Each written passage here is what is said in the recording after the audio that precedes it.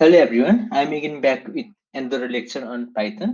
आज चाहिँ हामी पाइथनको चाहिँ मल्टिपल आर्गुमेन्ट इन फङ्सन भन्ने कुरामा डिस्कस गर्छौँ। योभन्दा अगाडिको क्लासमा हामीले फङ्सनको बारेमा कुरा गऱ्यौँ, फङ्सनमा आर्गुमेन्ट कसरी पठाउने भन्ने बारे कुरा गऱ्यौँ, फङ्सनको आर्गुमेन्ट डिफल्ट कसरी राख्ने भन्ने कुरा गऱ्यौँ।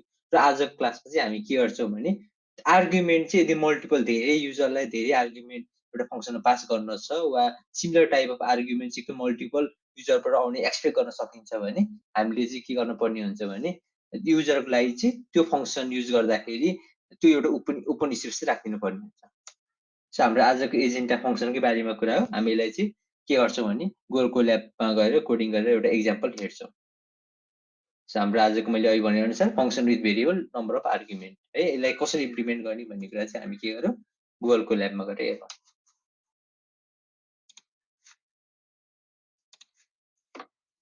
हामीले जब एउटा फङ्सन डिफाइन गरिन्छ अघि भने अनुसार के हुन्छ युजरले चाहिँ एनी नम्बर अफ आर्गुमेन्ट चाहिँ पास गर्न सक्छ सिमिलर टाइप आर्गुमेन्ट है। जस्तै हामी के गरौँ भने एउटा फङ्सन लेखौँ, त्यो फङ्सनले चाहिँ मल्टिपल टाइप आर्गुमेन्ट प्रिन्ट गरोस्। फर इक्जाम्पल एउटा सिम्पल फङ्सन के गरौँ भने प्रिन्ट नेम भनेर एउटा फङ्सन लेखौँ है। फङ्सन कसरी लेख्ने भन्ने कुराहरूलाई सिकाएँ। अब यसको लागि चाहिँ के गर्नुपर्ने हुन्छ एस्ट्रिक सिम्बल हजुर युज गर्नुपर्ने हुन्छ है। नेम भनेर जुन एस्ट्रिक छ यसले चाहिँ हजुरले जति पनि आर्गुमेन्ट पास गर्नुहुन्छ त्यसलाई चाहिँ एज अ नेमको एउटा लिस्टको टाइपमा चाहिँ यसले हेर्छ है। त्यस्तै गरेर हामीले यसलाई के गर्न सक्छौँ भने अब फर ए इन नेम, किनभने जति पनि आउन सक्छ नि त होइन त्यो नेममा आर्गुमेन्ट त हामी के गर्छ प्रिन्ट नेम भनेर गर्छौँ है।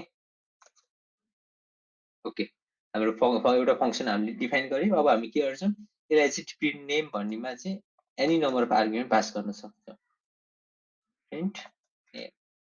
ओके, हामीले अब के गर्यौँ भने मेरो नाम लेखौँ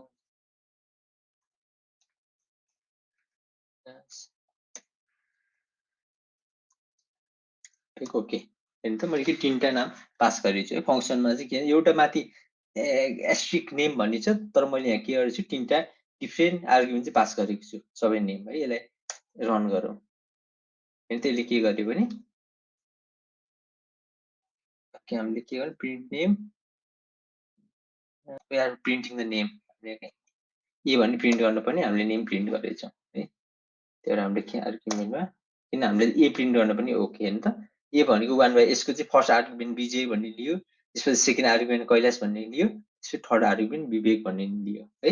यसै गरी हजुरले के गर्न सक्नुहुन्छ भने फङ्सनलाई चाहिँ similar type of multiple argument चाहिँ हजुरले पास गर्न सक्नुहुन्छ। सो आजको क्लासको लागि यति नै। हजुरहरूले चाहिँ आफूले एउटा इक्जाम्पल सोचेर एउटा फङ्सन चाहिँ डिफाइन गर्न सक्नुहुन्छ। Thank you so much.